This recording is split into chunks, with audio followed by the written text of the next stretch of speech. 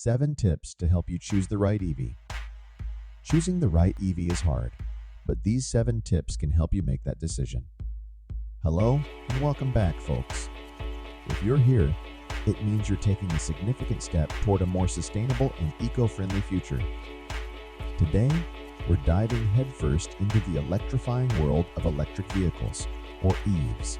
Whether you're a seasoned EV enthusiast or just thinking about making the switch to an electric ride, you're in for a treat. We're about to unveil 7 essential tips to help you choose the perfect electric vehicle that suits your lifestyle and needs.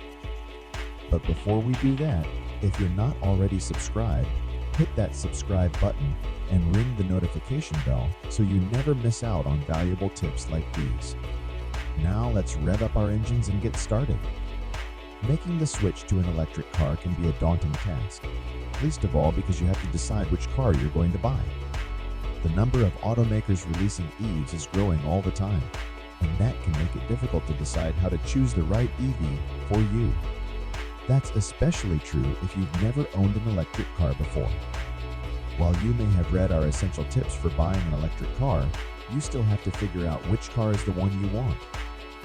Buying a car is a very personal experience, and just because your best friend is happy with one of the best electric cars doesn't necessarily mean they have what you want.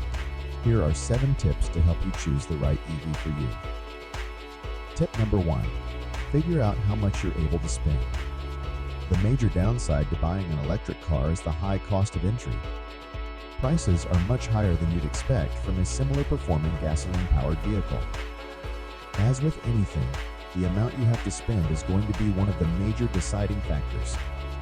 You also have to factor in the federal EV tax credit, an incentive that is worth up to $7,500. That can make a huge difference, though you will need to pony up the money to buy the car before you can get the IRS involved. While there aren't a great many budget EVs on sale in the United States, there are some great cars at the cheaper end of the spectrum. The cheapest right now is the Nissan Leaf, which has a starting price of $27,400. Also available are the electric Mini SA at $29,900, the Chevrolet Bolt at $31,500, and the Hyundai Kona Electric at $34,000. If you have more to spend, your options grow considerably, with the likes of the Hyundai ION IQ5, Kia EV6, and Polestar 2 all starting between $40,000 and $45,000. Meanwhile, your cheapest Tesla option is the $46,990 Tesla Model 3. Just remember that the cheaper EVs do come with some trade-offs, whether that's because they have shorter ranges or lack flashy features like autonomous driver assistance. Don't discount the hybrid option right off the bat. In the age of inflation and having to figure out how to find cheap gas, EVs are more appealing than ever, but they may not be the best option for you. Whether you'll struggle to justify the extra initial cost, can't install a car charger at home, or don't live in an area with adequate car charging infrastructure. Tip number 2. Should you go for a hybrid instead? The hybrid system will improve your gas mileage and reduce your consumption, and they're significantly cheaper to buy. However, they do still burn gasoline fuel and put you at the mercy of local gas prices, even if you have a plug-in hybrid model. The question to ask yourself is why you want to drive an EV, and if the hybrid option with its reliance on gasoline would meet most or all of your needs. Tip number 3. How much range do you need? The range is good, and having lots of range is the best option, right? That's true to some extent, but you still have to consider how many miles you're driving on average. Long range typically requires a mix of large batteries, lightweight materials, and aerodynamic design. None of that comes cheap, and there's a reason why the electric cars with the longest range are also some of the most expensive you can buy. So is it worth spending so much more money on a longer range EV? Say, for example, your daily commute is a 100-mile round trip. Do you need a car that can travel 300 miles on a single charge? Unless you're making even longer trips regularly, it's probably not worth it. Especially since finding an EV charger along your route is getting easier all the time.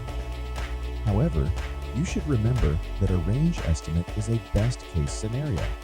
Much like gasoline, your electric consumption will fluctuate based on how you drive, so it helps to have a little bit more range than you need. Tip number 4. What do you need the car for? One thing to remember whenever you buy a car, regardless of how it's powered, is what you're going to use it for. Your circumstances matter because there's little point in buying a car with a design or features that will go unused. If you only need a city car to get yourself, and maybe a couple of passengers, a compact hatchback like a Nissan Leaf or Mini SE might be a better option than a larger and more expensive SUV. But if you have a bunch of kids and need to taxi a bunch of sports equipment or friends around, then the SUV's roomy interior and extra cargo space. And electric SUVs are very roomy, a lot more so than you might be used to. Naturally, if you're going to be hauling a lot of stuff around or towing things regularly, then an electric truck may be the most appealing option available to you. Whether that's the Rivian R1T, Ford F-150 Lightning, or the upcoming Tesla Cybertruck. Tip number 5. Do you need top-tier performance? One of the benefits of going electric is the performance boost. Electric motors respond instantly, getting you moving much faster than if there was an engine under the hood. And additional motors to the drivetrain can offer extra boosts of power to get you going. But while specs like horsepower and 0-60 times may look impressive on paper, they aren't for everyone. Driving fast is fun, but if it's not something you value, then there's no need to pay extra money for high-performance options. Not only are performance cars more expensive, but they may end up sacrificing range in the quest for speed. Take the $55,990 Tesla Model 3 Long Range, for instance. This car has a range of 358 miles, a top speed of 145 mph, and a 0-60 time of 4.2 seconds, which is not too shabby, but far from the best Tesla can offer. The performance model, on the other hand, costs $7,000 more, with a top speed of 162 mph and a 0-60 time of 3.23 seconds. But it also loses range in the process and can only offer up to 315 miles per charge. Not a small amount by any means, but is $7,000 and better speed worth the loss in range? So before you go paying for the high-performance options, ask yourself whether you really need it or if it just sounds cool. Tip number 6. Which cars are available? Supply chain issues have had a huge impact on the tech industry, and the car industry has been hit pretty badly. Production of new cars has slowed as a result, and EVs are just as affected as gasoline-powered cars. That means you could be waiting several months to a year, depending on which car you want. The Tesla Model X is a great example of this, with current estimates promising Tesla wait times of 8 to 11 months. That's if you're lucky, though, with some customers reporting that their early 2021 orders are also delayed to spring 2023. You may find that certain models or configurations are available at nearby dealers, or have much shorter wait times. The car you're waiting for probably isn't your dream car, and compromising on certain things can get you and your EV onto the roads much more quickly. Tip number 7. Don't forget about leasing or the used market. Speaking of available cars, don't forget that there are alternatives to buying a brand new EV. You need to figure out whether you should buy or lease a car, and if you're buying, whether you're better off buying a used electric car. Leasing takes away most of the financial pressures of acquiring an EV, though the fact you don't own it outright means there are limitations to its use. Meanwhile, a used EV could save you money compared to buying a new one and doesn't suffer from the same lengthy waiting periods. The compromise is that the car is older and may have some wear and tear. However, buying used or leasing means you're at the mercy of what's available at the time, which limits your choice.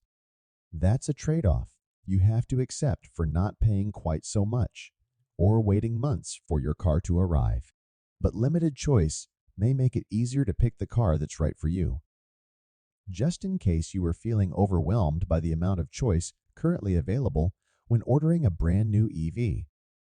And there you have it, are 7 essential tips to help you choose the perfect electric vehicle. We hope this video has provided you with valuable insights and guidance as you embark on your electrifying journey. If you found this information helpful, don't forget to give us a thumbs up, share it with your friends, and of course, subscribe for more exciting content on the electrifying world of EVs. Thanks for tuning in, and until next time, drive safe and go green.